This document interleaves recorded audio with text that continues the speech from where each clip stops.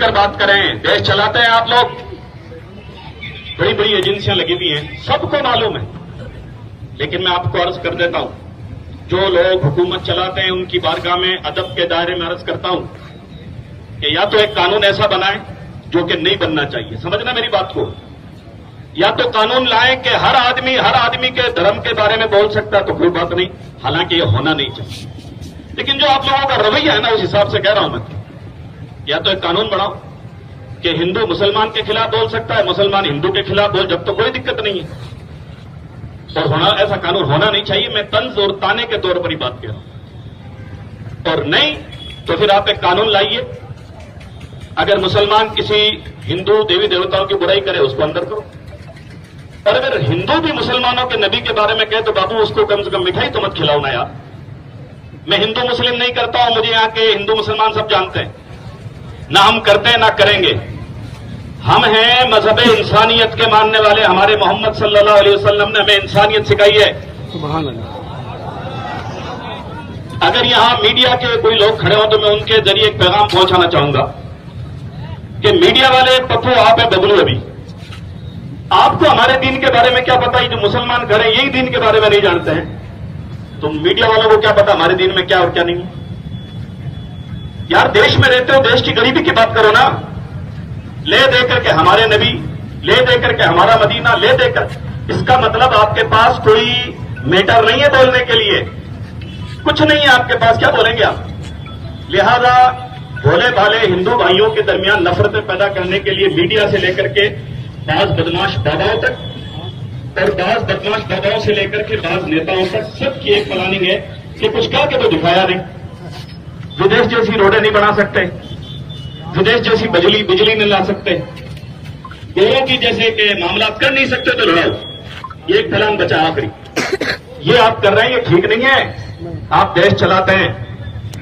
میں آپ کو ایک چیز بتا کر کے اپنی بات ختم کرنا چاہوں گا, اور مسلمان نوجوانوں سے کہنا چاہوں گا, صبر و استقلال کا دامن پکڑیے. آپ کا یہ جو بڑے بڑے مٹھادیش ہیں وہ بڑے چالاک ہیں, ان کی چال ہے کہ آپ کو اندر کیا جائے, کچھ نہ کچھ کریں, خود رہیں صاف کے صاف. آپ حضرات کو عقل مندی کا مظاہرہ کرنا ہے. جس طرح اتنا بڑا مجمع آ کر کے خاموش ہونا, اسی طرح خاموشی سے اپنا غم اور غصہ کا اظہار کروں. میں ہماری اہم کتاب, اسلام کی دوسرے نمبر کی بہت بڑی کتاب ہے بخاری شریف, اس کی ایک حدیث پیش کرنا چاہتا ہوں. پہلے تو ہمارے یہاں قرآن پاک ہے, اس کے بعد بخاری شریف. اس بخاری شریف کے اندر ایک حدیث ہے, توجہ سے سننا آپ لوگ بھی اور ہمارے تمام بھائی لوگ بھی. وہ بخاری شریف کی حدیث پیش کروں میں. وہ بخاری شریف کی حدیث یہ ہے, توجہ میری طرف تو, کہ ہمارے نبی صلی اللہ علیہ وسلم کا جو سسٹم ہے نا, اگر وہ آ جاتا ہے تو ایک بہت بڑا مسئلہ یہ ہوتا ہے کہ غریبی دور ہو جاتی ہے. لیکن یہ کر نہیں رہی ہے نا, یہ کریں گے تو پھر میرے پاس کون آئے گا. درود شریف پڑھ لیں گے.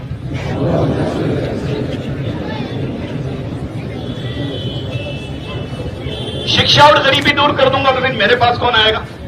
یہ لیکن ہمارے نبی نے, حضرت محمد صلی اللہ علیہ وسلم نے چند مہینوں میں, چند سالوں میں ایسا ماحول بنایا تھا مدینے میں. اور یہ بات میں مسلمانوں آپ سے کہہ رہا ہوں کہ آپ ان کا نام بھی لیتے ہیں, آپ کی چیز کے پاس یہ چیزیں کیوں نہیں ہے. خالی نعرے لگانے سے, نعت پڑھنے سے پروف نہیں ہوتا. آپ عاشق رسول ہے, کر کے دکھانا پڑتا ہے کہ میں نے حضور کے لیے یہ کیا ہے. ایک طرف تو مسئلہ یہ تھا کہ جب میرے آقا کو پریشان کیا گیا اور وہ مدینہ شریف آ کر کے رہے تو 3 مہینے ان کے یہاں چولہا نہیں جلتا تھا. یہ ہمارا اتہاس رہا.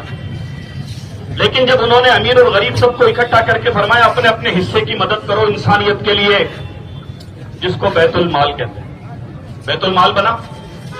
اور اس کے بعد وہ نقشہ پلٹا, توجہ, کہ میرے آقا سے کہا گیا یا رسول اللہ بحرین فتح ہوا ہے, اور سب سے زیادہ خزانہ وہیں سے آیا. آپ جانتے ہو ہمارے نبی نے کیا کہا.